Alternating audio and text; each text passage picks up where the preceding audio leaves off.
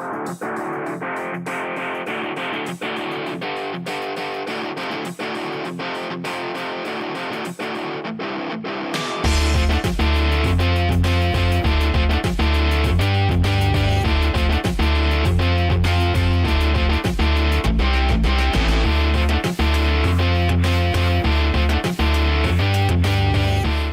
tal, amigos? Bienvenidos a UPC TV, Contracara.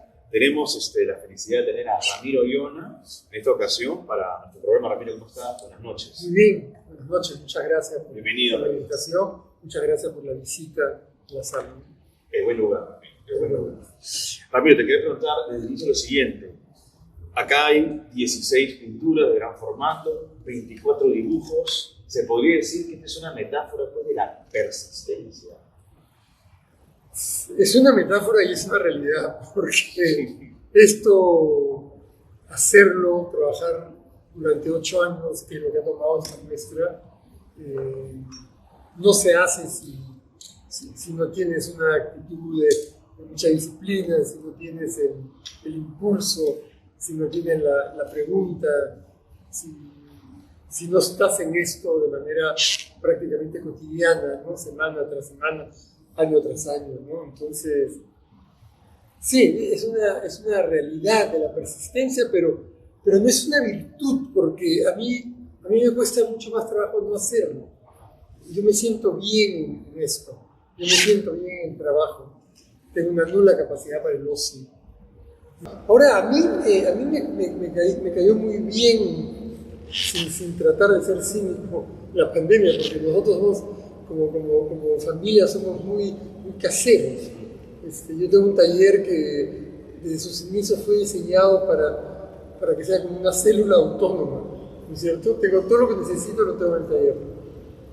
Para trabajar, para vivir y para el ocio. Tengo, no sé, 200 libros que todavía no he terminado de leer, con el streaming de películas, tengo mucha música. Entonces, la vida en realidad no nos cambió mucho. Las rutinas, ¿no? Pero claro, había el temor, ¿no? Había el temor de infectarse. Yo soy mucho mayor que todos los demás que están en mi casa. Al principio era yo el que salía a comprar la comida hasta que me lo prohibieron. En ese sentido había una especie de preocupación, más del resto de la casa que mío, porque yo sentía que estaba haciendo las cosas impecables y esperaba que no pase nada. Pero sí me convino, se acomodó mucho en nuestra manera de vivir. Y inventamos cosas, pues nos dedicamos a cocinar, ¿sabes? ¿No? Cosas que ahora parece una fantasía, ¿no? Es como increíble pensar que tuvimos 2 años encerrados, ¿no? Ramiro, has mencionado que has tardado 4, 5, 6, hasta 8 meses por esos cuadros de gran formato. Los que somos seguidores de tu arte o de este tipo de arte, somos amantes del arte, pero no necesariamente conocemos los procesos, ¿no es cierto? Te confieso que a mí me impresionó saber que tardabas tanto tiempo. ¿Cuándo es que te sientes en tu sofá frente al cuadro y dices, ya, claro, este cuadro está terminado? Yo vivo en mi sofá frente a la pintura. Yo termino de desayunar y el café lo tomo ahí a las 8 de la mañana y prácticamente vivo ahí hasta las 8 de la noche. Porque ahí leo y todo el tiempo estoy mirando lo que estoy haciendo. Para mí el proceso de la pintura es como tener un diálogo, ¿no es cierto? Tú informas a la tela, aparecen cosas, la tela te devuelve esa imagen, todo esto a través de una mirada permanente, ¿no es cierto?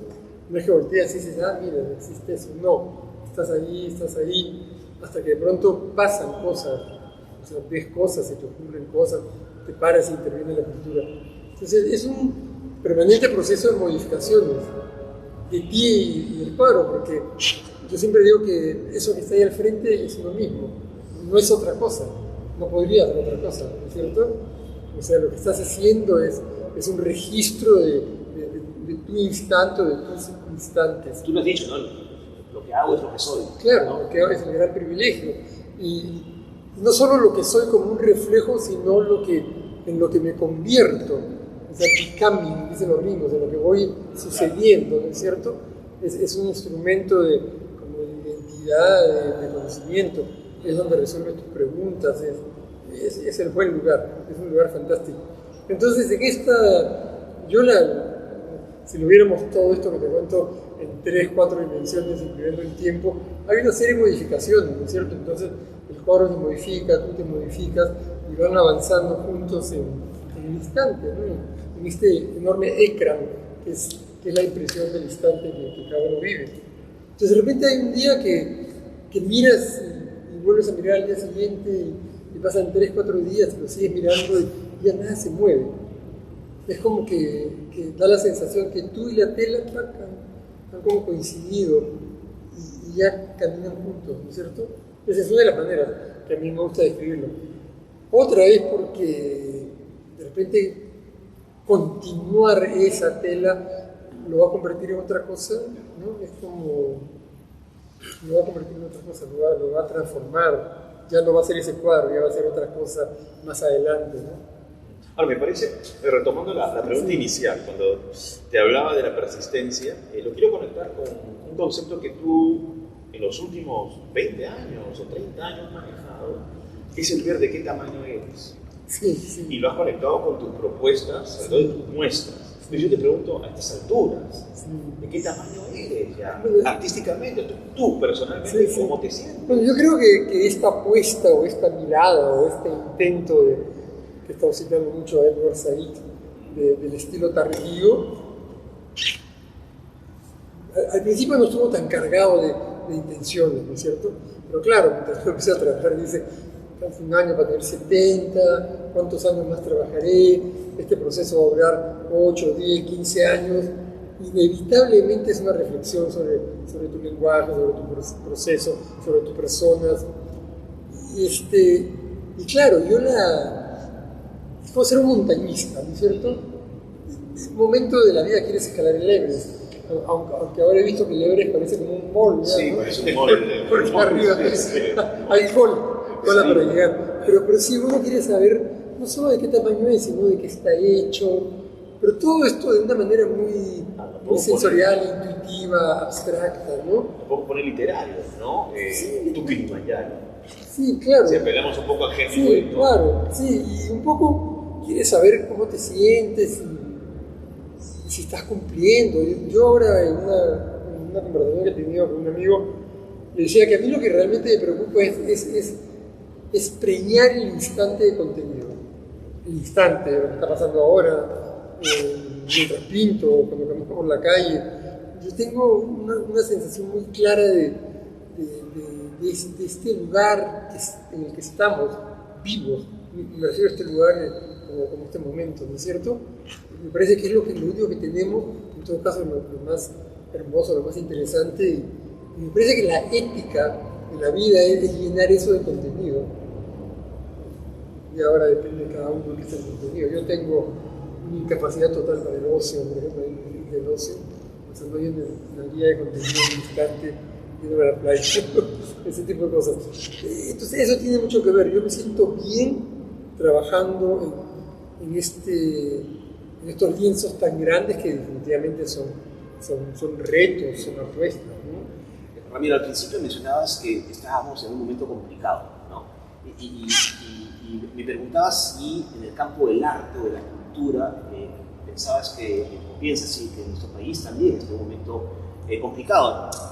Y quería referirlo también porque si es que una exposición, una muestra como esta es casi un milagro en nuestra época, en que parece que la cultura ha sido relegado, ¿no? De alguna manera. Sí, no, definitivamente estamos en un momento terrible en el país, ¿no? Estamos regresionando, no voy a hacer el listado de las cosas espantosas que están sucediendo, pero están sucediendo de una manera y con una constancia y una disciplina que parece imbatible, ¿no es cierto? Yo creo que el mundo también está en un momento muy complicado. Yo creo que hay un asunto de escasez que no se está detectando todavía. Yo creo que la diferencia entre la riqueza y la pobreza está agarrando una distancia de abismales que ya son inmorales. Eso de repente uno de los del 1%, ¿no? 4 de ellos tienen más presupuesto que todo el África, probablemente, ¿no? Entonces están las migraciones masivas, está el cambio climático, las plataformas de derecha están subiendo, venimos hacia momento que realmente va a ser muy difícil. Pero uno tiene su vida, ¿no es cierto? Y yo quiero vivir bien mi vida, quiero la palabra optimismo no está mucho en mi registro, pero quiero sentir de que puedo hacer y dar lo máximo que puedo dentro de mis posibilidades, ¿no es cierto? En mi caso, en la pintura. Entonces, a mí es eso lo que me sostiene, lo que me impulsa, es por lo que apuesto.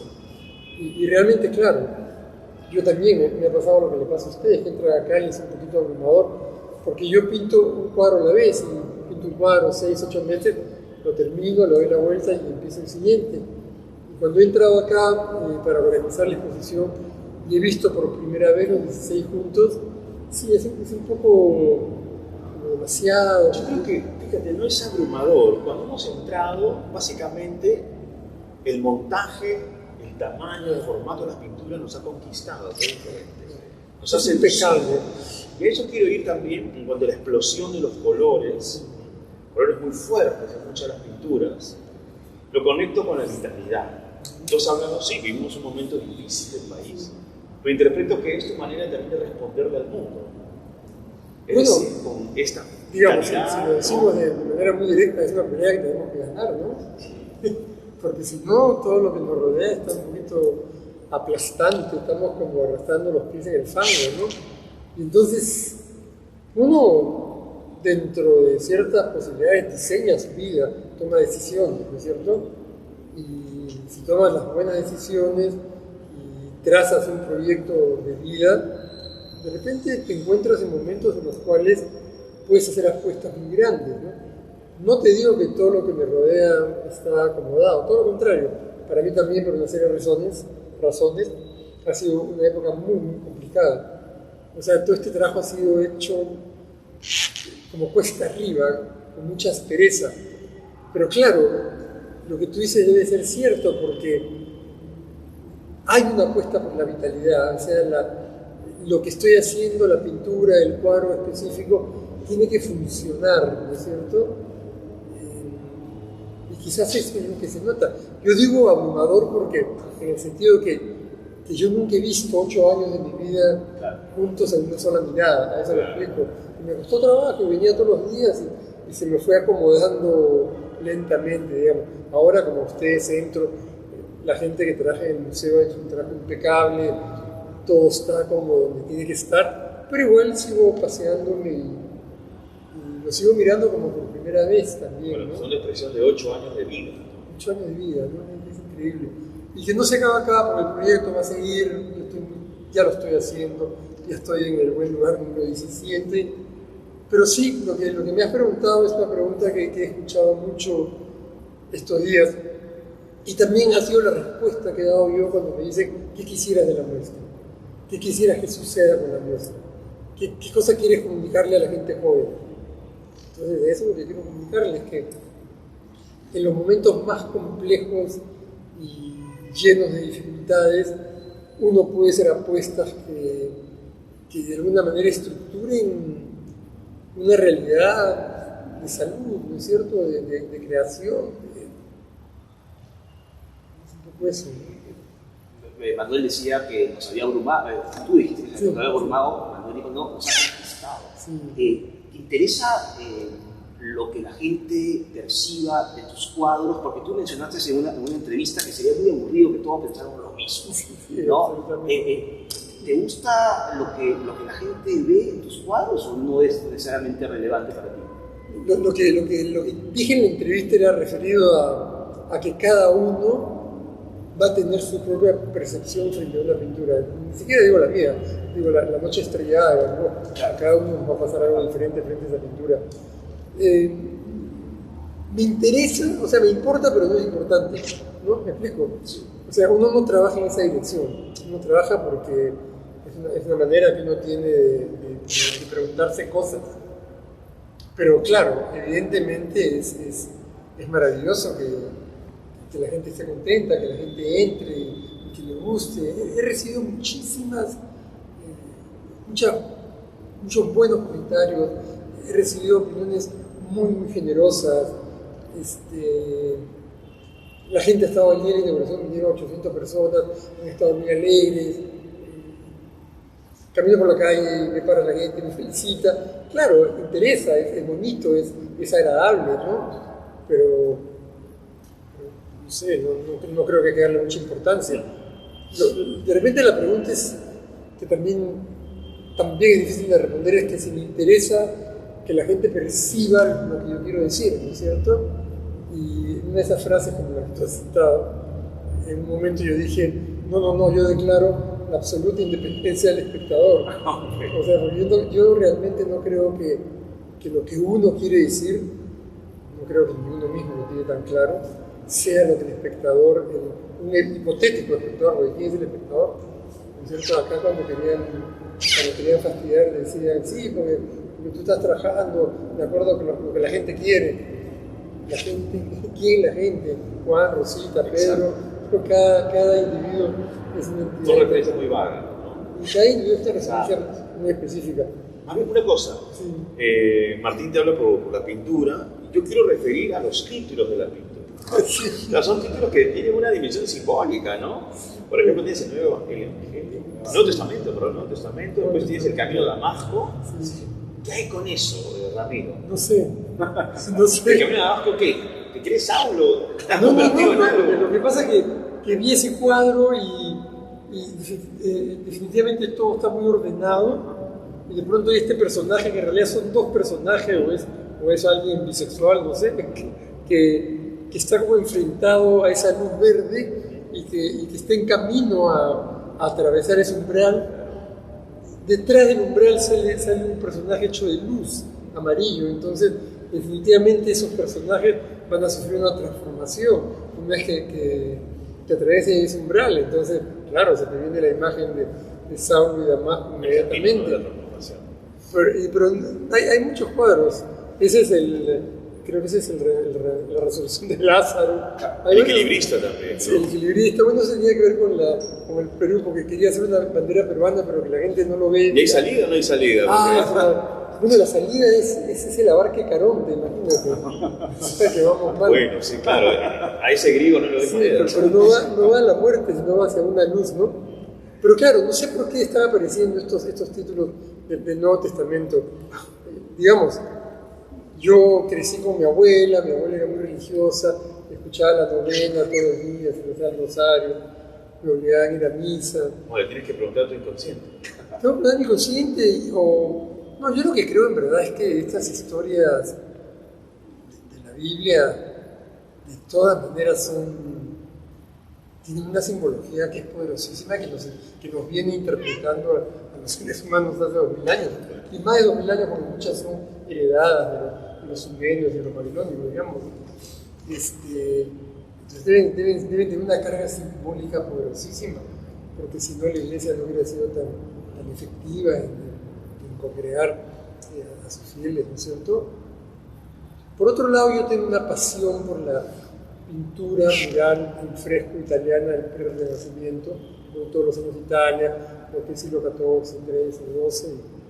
Pero la verdad es que cuando miro eso, nunca lo miro en términos religiosos. Para mí son formas abstractas, históricas, colores, atmósferas, ¿no? Ramiro, has mencionado a tu abuela, lo que heredamos, ¿no?, de nuestras familias. En mi caso, y perdón que les cuente algo personal, mi madre me llevaba a las exposiciones cuando yo tenía 6, 7, 8 y me aburría mucho. Claro. Pero algo queda, siempre queda. Y ya en mi adultez me di cuenta de que eso era muy importante. Y quería hacer referencia a un texto de César Hildebrand, en que él mencionaba que no concebía un periodista que no tuviera cierta pasión por la cultura o acercamiento. Yo quiero extenderlo no al periodista, sino al ser humano.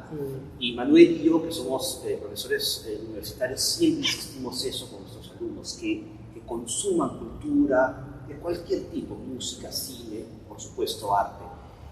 ¿Qué tan importante para ti es el arte para los seres humanos, para nuestro desarrollo, nuestro crecimiento y para los jóvenes, por supuesto, que nos están escuchando también? La cultura, en términos generales, la cultura, el teatro, la música, la escultura, son las manifestaciones más altas del ser humano, ¿no es cierto? Es lo mejor, es lo esencial, es es como hacer un destilado de lo que el ser humano lleva adentro desde hace miles de años. Es lo que, o sea, imaginemos un mundo sin cultura, ¿no es cierto? Sería un mundo de guerras, un mundo chato, de números, de progresos tecnológicos. Sin reflexión, probablemente. Sí, seguramente la cultura es, yo considero que es central en la vida de las personas. Y las personas que hacen arte, o las personas que tienen, como tu madre, afición por las exposiciones, o por la música clásica, o por ir al cine, o por leer. O sea, imagínate una persona que no lee, ¿no? De todas maneras, son personas que son más grandes, ¿no es cierto? Son personas cuyos mundos interiores tienen resonancias, tienen ecos, que las personas que no leen o que no consumen cultura definitivamente no tienen. Lo que pasa es que vivimos en un país donde eso no es importante, donde la cultura es la última rueda del coche, desde los presupuestos en el Consejo de Ministros hasta congresistas que quieren dar una ley de cine que promueve la censura. Acá estamos como ese Ignacio que decía, escucho creo que era escucho la palabra cultura y saca un revólver, ¿no es cierto? Y eso también es interesante porque ¿por qué es tan amenazante la cultura, ¿no es cierto? Unos cuadritos, unas películas, unas poesías. Porque en el fondo interpela, ¿no? E incomoda. Interpela porque cuestionan la realidad. Y la cuestionan, hacen a la gente pensar. Y la gente que piensa va a querer entender, no va a aceptar ciertas cosas que dicen para seguir hablando de los congresistas, no van a aceptar las tonterías que escuchamos todos los días. Independientemente de los políticos, pareciera que nuestra sociedad, no solo la peruana, sino a nivel internacional, está atravesada por una indiferencia a la cultura. Y es preocupante. O sea, hay públicos, hay audiencias que se preocupan, pero uno también siente que de ciertos lugares la cultura es un problema porque no da plata para muchos, ¿no? Sí, sí. Y es una idea equivocada. La cultura no tiene que dar plata, en principio es formativa. Sí. Y es formativa para el ser, como Martín lo ha señalado. Pero a la gente no le interesa la construcción del ser. Pero sí da plata porque si tuviera los números que, por ejemplo, en París, la cantidad de gente que va a visitar el Museo Louvre o el Pompidou, y eso genera un turismo masivo, y ese turismo masivo que se cuenta en las decenas de cientos de miles, mueve la economía, mueve los restaurantes. En ese sentido, claro, sí da plata. Yo prefería en el sentido del aprendizaje de alguien, sí, ¿no? O sea, voy a invertir comprando un libro, obviamente no me va a dar dinero, pero sí me va a construir como persona. No, esa es la concepción más chata, digamos, ¿no? Pero yo he vivido, he tenido la suerte, yo he vivido 22 años en Nueva York y paso mucho tiempo en París, en Londres, en Madrid, en Italia. Y no te digo que todo el mundo esté interesado en la cultura, pero definitivamente hay grandes segmentos de la sociedad que están interesados en la cultura. Yo me acuerdo, estuve en Nueva York en enero del año pasado, de este año, y nos tocó. Los gringos les encanta batir récords, el día más frío de los últimos 50 años. Entonces ya nos abrigábamos todos, estábamos con los chicos y fuimos al MoMA, al Museo de Arte Contemporáneo. Era un jueves, que los jueves es gratis a partir de cierta hora, ¿no? Entonces ya llegas, ves todo, te olvidas el frío. Y cuando salimos, habían menos 20 grados bajo cero, había una cola de una cuadra esperando que abra la puerta del museo a las horas que es gratis para entrar. Entonces ahí tú te das cuenta que, o me acuerdo yo haber hecho un viaje específico porque inauguraban el nuevo Museo Whitney, el nuevo edificio. Tenía mucha ilusión de verlo, lo habían puesto en una parte de la ciudad, en un barrio nuevo, lo habían anunciado una exposición extraordinaria y la arquitectura era muy buena. Y entonces llegué a Nueva York 2 días antes y había una vibración, ¿te das cuenta? La ciudad entera estaba atenta a la inauguración de este nuevo museo. Entonces, sí hay lugares en los cuales la cultura importa y es parte central, esencial, no solo de la formación como seres humanos, sino del ocio, de los fines de semana, de las actividades familiares. Tú vas al Metropolitan en Nueva York y ves clases de chiquitos de 4 o 5 años con la profesora, 20 niños sentados en el piso copiando una pintura. Lo que pasa es que acá estamos muy mal, acá hace 20, 30 años quitaron los cursos de historia del arte del currículum, quitaron la educación cívica, quitaron, ¿no? Entonces, acá realmente no interesa, y es extraño porque tenemos un bagaje cultural tan impresionante, ¿no es cierto? Somos una cultura ancestral. Ancestral, toda la cultura andina. Somos un país riquísimo, ¿no? O sea, yo viajo mucho por el Perú y es fascinante, ¿no? Ramiro, en esta muestra, extraordinaria muestra del Museo de Arte Contemporáneo, hay un microdocumental producido por esa iniciativa cultural tan interesante que es Vocablo. Y es una pregunta muy sencilla, pero me da mucha curiosidad. Te he visto pintar con audífonos.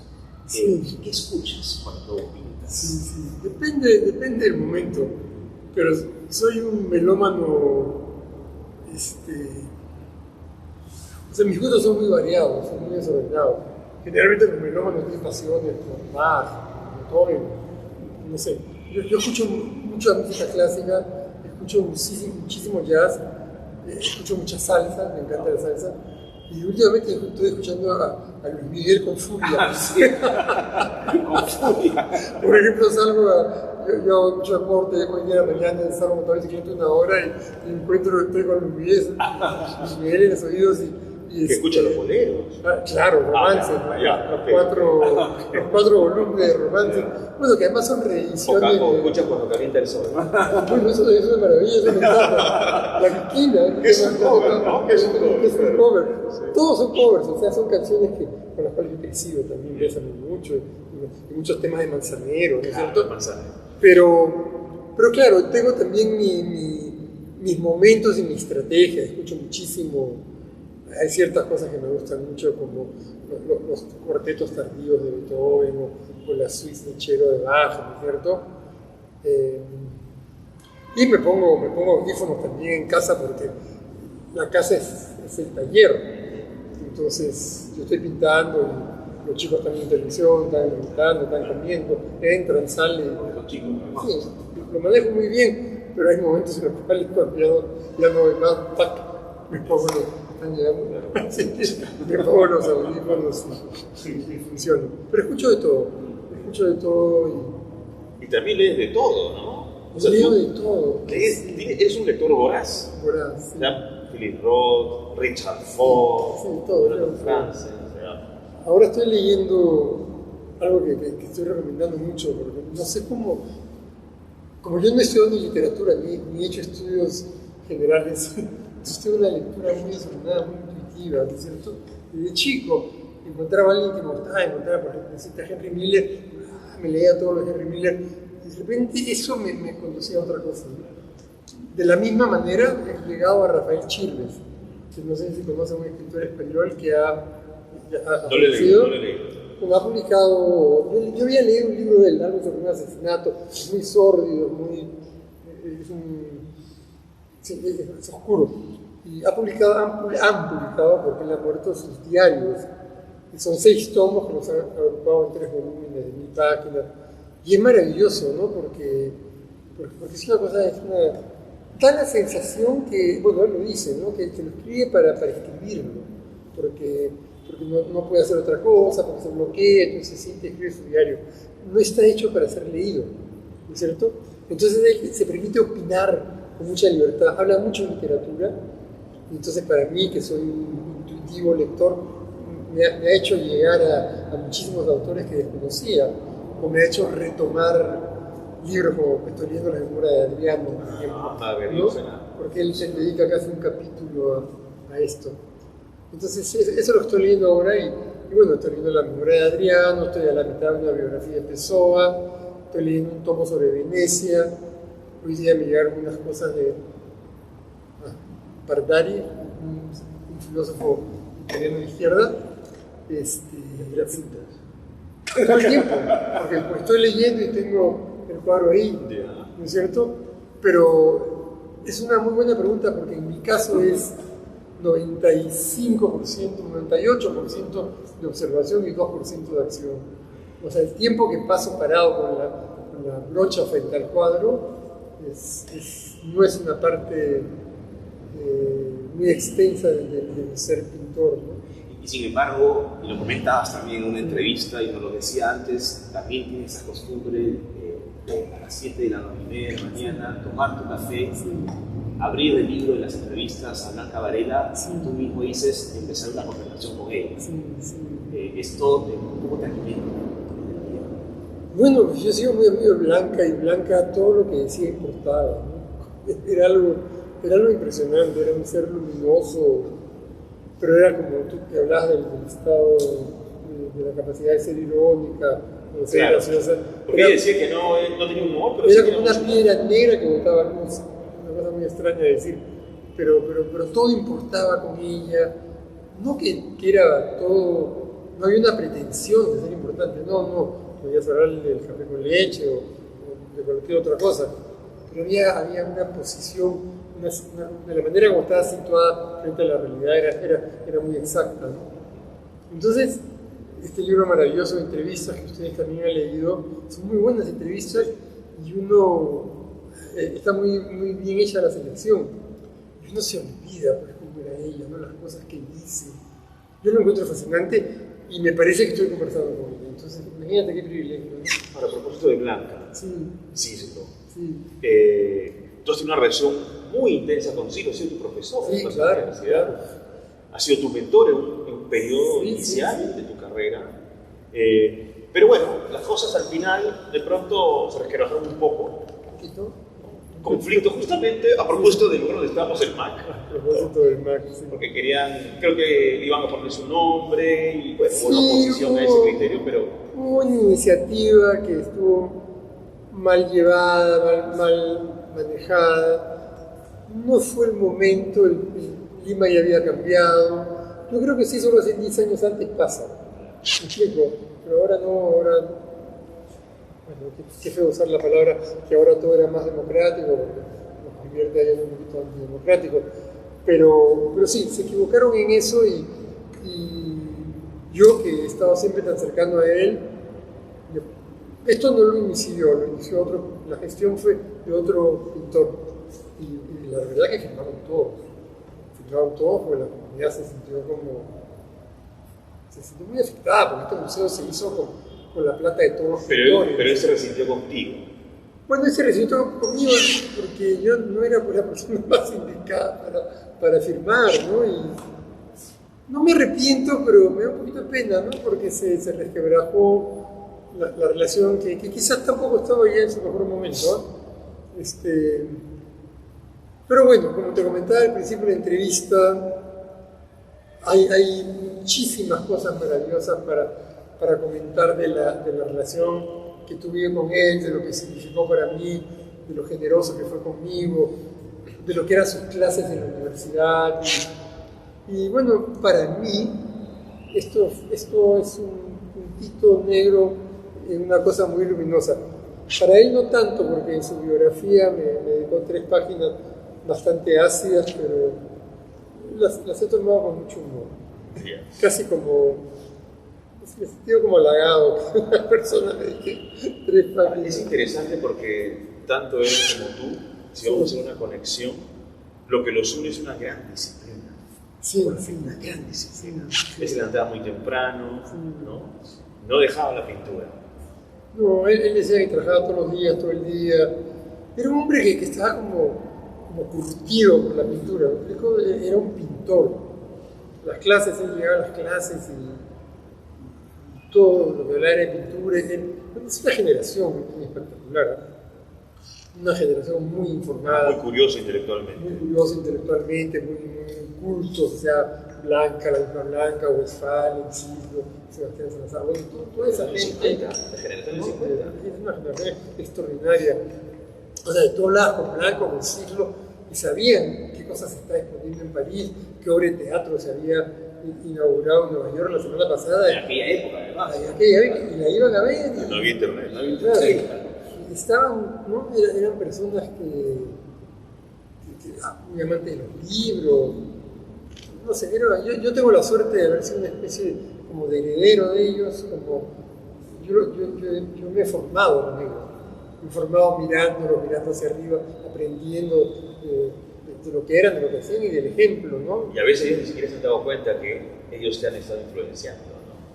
Bueno, Influencia indirecta, ¿no? sí, Uno ve sí. y el maestro necesita estar leccionando, solamente con su ejemplo de trabajo. Sí, pero yo era como el alumno preferido y Blanca tenía palabras muy generosas conmigo respecto a lo que presentaba mi trabajo, mi momento. Westphalen escribió en debate un texto maravilloso en el cual me agradecía por pintar. Entonces yo creo que quizás el que no sabía era yo, porque uno está en toda esa desesperación de buscar de qué tamaño eres, ¿no? Pero me parece delicada y modestamente intuir de que ellos tenían una mirada, y habían como, ¿no? Habían dicho, de repente Ramiro es el que toca, ¿no? El que apoyamos, el que... No sé, yo después de eso he tenido 2 o 3 amigos en la vida. ¿Estás contento? Sí, estamos contentísimos. Qué bueno. Ramiro, yo creo que voy a hablar también en nombre de Manuel, porque lo conozco. Ha sido un auténtico privilegio entrevistarte aquí, además en esta maravillosa muestra, Ramiro, En la sala, ¿no? en esta sala impresionante, y por supuesto es una visita obligatoria para todos, así que queremos agradecerte mucho, Ramiro. Sí, está bien, yo estoy muy contento también con la entrevista, muchísimas gracias, pero el museo ha empezado de nuevo con una nueva administración a cargo del director ejecutivo Pedro Pablo Laiza, y realmente el museo ha abierto sus puertas y esto es la casa de todos, ¿no es cierto? Me parece que empezamos con buen pie, con mucha ambición, en esta sala maravillosa que no creo que en Latinoamérica haya una sala similar. Y bueno, pero Pablo, yo les dije, el grupo del museo es fantástico, trabajan, es un grupo muy coherente, muy coordinado, con un nivel de profesional muy alto, buscando la excelencia. Entonces también para uno es un privilegio mostrar el trabajo en estas condiciones y la gente tiene que saber eso, porque que esto suceda es un esfuerzo inmenso por todas las cosas que es una isla de vitalidad, de luz, de democracia, las cosas funcionan, ¿no? Es el buen lugar. Es el buen lugar. Amigos, Sí. El buen lugar, pinturas y dibujos, 2017-2024, Ramiro Ollona. Ramiro, ¿hasta cuándo va la muestra? Hasta el 29 de septiembre. Así que no tiempo de Todos sobra. los días, menos el lunes de 10 de la mañana a 7 de la noche. de que todos invitados para disfrutar de Sí, esta gran vengan. muestra. Y yo vengo mucho porque, como les digo, tengo mucha curiosidad de lo que he expuesto. También me estoy familiarizando con la muestra y si vienen, hay una total disposición para conversar y compartir con ustedes lo que aquí estoy presentando. O sea que es una invitación a nuestra casa, ¿no? Gracias. Muchas gracias, Ramiro. Gracias a ustedes. Muchísimas gracias.